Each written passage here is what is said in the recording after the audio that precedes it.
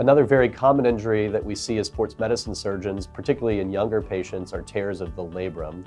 The labrum is the cartilage that surrounds the socket in the shoulder and helps hold the ball in the socket. When patients have a shoulder instability event, or a dislocation as it's commonly called, the labrum almost inevitably tears.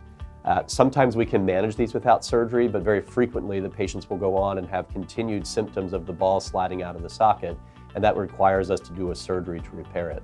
The nice thing about the surgery to repair the labrum is that can all be done through a scope, so minimally invasive with small little anchors that we put into the socket and stitches to sew the labrum back down onto the front of the socket.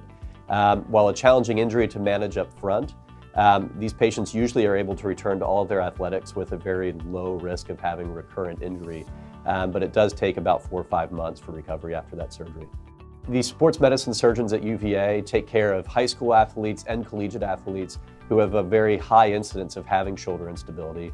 So this is an extremely common injury that we see in all of our athletes, and we're very qualified to repair them. We've all done specific subspecialty training and fellowships to learn how to repair these.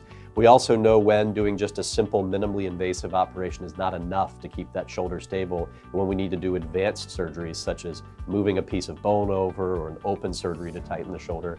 So it's key to have surgeons that have done specific training in shoulder instability who understand when they can do a simple surgery for it and when you need a more complex surgery to keep the shoulder stable.